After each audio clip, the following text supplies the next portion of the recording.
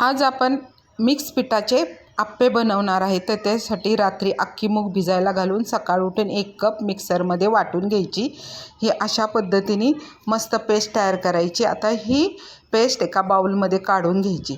आता त्यामध्ये पीठ घालायचं। तांदळाचं पीठ अर्धा कप टाकायचं, बेसन पीठ अर्धा कप टाकायचं, ज्वारीचं पीठ अर्धा कप टाकायचं, त्याच्याऐवजी बाजरीचं घेतलं तरी चालेल किंवा नाचणीचं पीठ घेतलं तरी चालेल। आता बारीक चिरून एक कांदा टाकायचा आहे।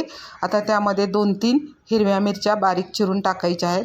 आता 3-4 पाकळ्या लसूण चांगल्या ठेचून टाकलेल्या आहेत आणि अर्धा कप बारीक चिरून कोथिंबीर टाकून घ्यायची। आता पाव चमचा जिरे टाकून घ्यायचे आणि चवीनुसार मीठ टाकून घ्यायचं आहे।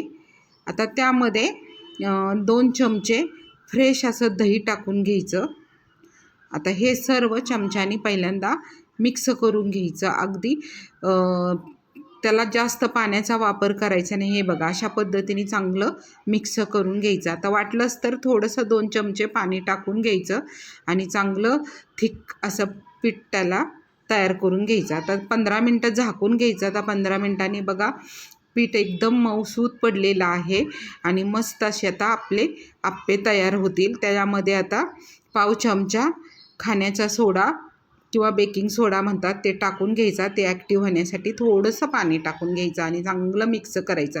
आता लगेच दुसरी प्रोसेस करायची।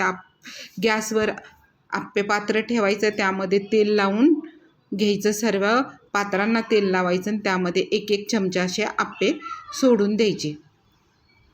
हे बघा अशा पद्धतीने सर्व पात्रामध्ये आपण आप्पे सोडून घ्यायचे आहेत।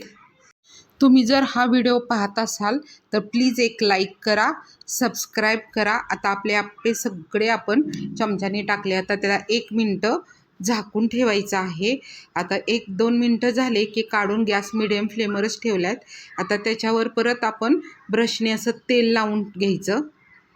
सगळ्या आप्प्यांना तेल लावायचं आणि मग 1 चमचा किंवा फॉगनी असं किंवा एक छोटीशी अशी बारीक सुरी असते त्यांनी आपण ते उलटून घ्यायचं साईडनी। आता बघा किती छान ब्राऊन कलर आलेला आहे। अशा पद्धतीने बघा सगळे आप्पे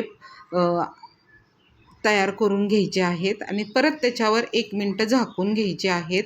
हे बघा मस्त असे आपले आप्पे, पौष्टिक आप्पे तयार झालेले आहेत। मुलांच्या डब्यावर सुद्धा तुम्ही देऊ शकता।